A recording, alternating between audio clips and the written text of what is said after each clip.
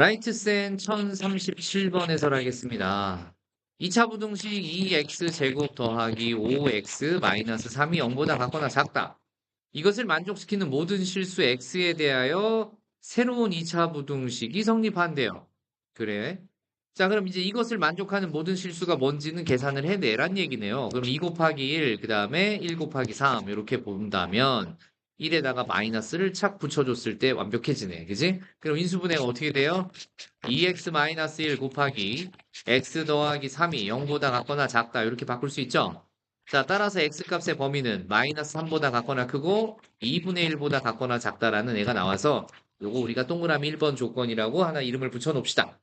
그러면 요 범위 안에 있는 모든 실수 x에 대해서 새로운 2차 부등식 마이너스 x제곱 더하기 x가 5x 마이너스 a보다 같거나 작다라는 녀석을 얘가 만족을 시켜야 되는데 모든 실수 x에 대해서 얘를 만족시킨다. 1번이 이거를 만족시켜야 돼. 그러면 실수 a의 최대값을 구하시오라고 했거든요. 이럴 경우에 어떻게 풀면은 아주 빠르게 풀 수 있느냐? 자, 선생님 일단 두 가지 방법을 다 알려줄 건데, 첫 번째는 빠른 방법 말고 일반적인 풀이, 자, 지난 시간에 했던 거를 이용할 것 같아요. 우변으로 넘길게요. x제곱 더하기 4x 마이너스 a가 우변으로 넘기면 뭐보다 같거나 크다? 0보다 같거나 크다. 자, 제한된 범위에서 어떤 부등식이 0보다 같거나 크다가 되려면 일단 이 녀석을 2차 함수로 접근을 해서 그래프를 그려보는 거야. 자, 그러면 아래로 볼록인 2차 함수 이렇게 그릴 수 있어요? 그 다음에 대칭축 방정식 우리 바로 알 수 있죠? x 이퀄 얼마예요? 마이너스 2라는 거 바로 알 수 있어요. 이걸 어디서 어디까지 자르래요? 마이너스 3에서부터 2분의 1까지 자르래요. 그쵸? 그러면 이쯤에 2분의 1이 이렇게 있어서 자, 잘린 부분을 선생님이 굵게 칠해보면 자, 요런 부분이 이렇게 나옵니다. 그리고 심지어 양쪽 경계가 다 포함이 되는 거 맞아요? 안 맞아요? 맞죠? 경계도 포함이 됩니다. 그러면 요 범위 내에서 항상 함수값이 좌변을 2차 함수로 봤을 때 함수값이 항상 뭐보다 같거나 커야 되니까 항상 0보다 같거나 커야 된다는 얘기죠. 요 범위 내에서 잘라놓은 굵은 빨간색 범위 내에서. 그러려면 선생님이 비법 노트에서 어떤 정해진 구간 안에서 항상 0보다 같거나 클 조건 그걸 써먹으면 되는 거네요. 개념을. 이럴 때 뭘 써먹으라고 그랬죠? 구간 안에 최소값이 0보다 같거나 크면 그 범위 안에서 항상 0보다 같거나 크다라고 그랬죠. 그럼 이 구간 안에 최소값이 어디서 생겨요? 꼭지점에서 생기죠? 즉 꼭지점의 함수값이 0보다 같거나 크다라는 식을 세워주면 A값의 범위가 나오겠네. 자, 이 함수를 y 이퀄 fx라고 놨을 때 꼭지점은 함수값이 f-2잖아요. 맞습니까? 그럼 식에다가 마이너스 2를 대입하니까 4 마이너스 8 마이너스 a인데 f-2가 항상 0보다 같거나 크면 되죠. 최소값이 0보다 같거나 크면 나머지 값들은 다 0보다 같거나 클 테니까. 이해했니? 자, 따라서 얻어지는 a값의 범위는 뭐보다 같거나 작다? 마이너스 4보다 같거나 작다. 요게 이 문제의 A의 범위고 따라서 우리가 찾는 A의 맥시멈은 얼마냐라고 하면 마이너스 4가 답입니다. 이렇게 볼 수 있어요. 이렇게 푸는 방법은 지난 시간에 비법 노트에서 정리했던 내용을 그대로 반영해서 풀어준 방법이야. 이 솔루션 1이죠. 자, 솔루션 2까지 설명 듣고 나서 그러면 정리해 볼까요? 자, 요번에 솔루션 2로 갑니다. 선생님이 뭘 좋아하죠? 그렇죠.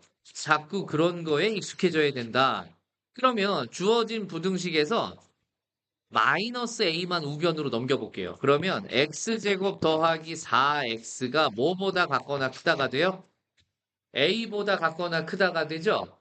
이렇게 선생님이 a만, 즉 미지수 a만 한쪽 변으로 몰아서 정리를 하고 났더니 반대쪽에는 미지수를 포함하고 있지 않은 깔끔한 함수가 완성이 되죠.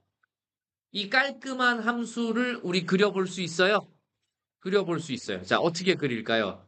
아래로 볼록인 녀석 그려주고 마찬가지 대칭축 방정식 찾았더니 어디 생겨요? 마이너스 2에 생겨요. 이거를 정해진 범위 어디와 어디에서 자르면 된다고 그랬어요. 아까 마이너스 3에서부터 똑같이 어디까지? 2분의 1까지 이렇게 잘라요. 따라왔니? 자, 그러면 얘도 요런 범위가 됐어요. 자, 요런 범위가 됐어요. 두껍게. 그럼 이 녀석도 좌변에 있는 완벽한 그래프가 그려진 거고, 요번에는 우변 A라는 녀석을 Y라고 놔봅시다. 그러면은 Y 이퀄 A라는 그래프는 뭐죠? X축의 평행한 그래프, 맞습니까? 그럼 저 X축의 평행한 그래프가 뭐뭐보다, 이 왼쪽에 있는 녀석보다 항상 이 주어진 범위에서 같거나 작은 쪽에 있어야 된다는 거야. 무슨 얘기라고요? 이걸 선생님이 이제 움직여 볼게요. 내가 요렇게 선을 하나 그려놓고, 자, 굵게. 선을 하나 그려놓고 얘를 선생님이 y 이퀄 a라고 이름을 붙여줬어요. 그런데 이 녀석을 잘 봐요. 처음에 여기 지금 처음에 그렸던 곳에 놨어요. 그러면 빨간색 그래프가 y 이퀄 a보다 항상 같거나 커요, 안 커요? 안 크죠? 점점 낮춰서 이렇게 만들었어요. 그럼 빨간색 그래프가 a보다 같거나 커요? 아직도 작죠? 이렇게 내려왔어요, 좀 더. 자, 컨트롤이 안 되고 있어요. 자, 요 정도 내려와도 안 되죠? 왜냐하면 항상 빨간색이 초록색보다 같거나 커야 되는데 아니란 말이에요. 그럼 어디까지 내려와 줘야 돼요, 얘가? 꼭지점까지 내려와야 돼요, 여기까지. 이거, 여기까지 오거나 이거보다 더 작아져야 되죠? 그러니까 A가 갈 수 있는 녀석은 이 문제를 만족하기 위해서 최대 어디까지밖에 못 가요? 꼭지점까지밖에 못 가죠. 꼭지점보다 밑으로 내려오면 상관이 없죠. 계속 만족하는 거니까. 따라서 A가 갈 수 있는 최대치가 어디다? 꼭지점까지다. 그래서 A의 최대값을 찾는 거예요. 무슨 말인지 알겠어요? 기하적으로 해석하면 얘가 왜 최대값이라고 불리우는지에 대해서 이해를 할 수 있단 말이에요. A가 갈 수 있는 제일 높은 점이 어디니까? 꼭지점까지니까. 근데 아까 우리는 여기서 꼭지점의 함수값은 아까랑 달라졌죠. 얘는 이제 새로운 함수 gx라고 놓고 꼭지점의 y좌표가 g 얼마예요? 마이너스 2죠. 그러면 4 마이너스 8이니까 얘가 얼마가 되고요? 마이너스 4가 되고요. 우리가 지금 움직였던 저 초록색 라인, 직선은 A라고 그랬는데 그 A 값이 누구까지만 갈 수 있었어요? 마이너스 4까지만 갈 수 있었고 그 밑에 내려오는 건 상관이 없었죠. 그래서 A가 뭐보다 같거나 작다가 되는 거라고요? 마이너스 4보다 같거나 작다가 되는 거라고. 저렇게 빨간색 영역보다 y 이퀄 a라고 하는 녀석이 아래로 이렇게 내려와서 접하거나 더 밑으로 내려와야지만 뭐가 된다? 문제 조건에 만족이 되는 거죠. 이해했어요? 예, 주어진 범위 안에서. 이렇게 풀어도 a의 맥시멈은 얼마입니까? 마이너스 4예요. 그래서 이런 방법을 지금은 봐봐요. 문제가 그렇게 어렵지 않기 때문에 두 가지 풀이법이 크게 풀이 길이가 차이가 나지 않죠. 근데 나중에 좀 더 복잡한 문제에서는 선생님이 알려준 이 방법이 더 직관적으로 미지수의 범위를 찾는 데 도움이 됩니다. 그래서 지금 쉬운 문제라서 선생님 저는 2번이 껄끄러워요. 1번만 알래요. 이러면 되게 아니란 사람이에요. 2번이 왜 그런지를 지금 이 쉬운 문제에서 이해하려고 노력을 해주시라고. 알았죠? 네.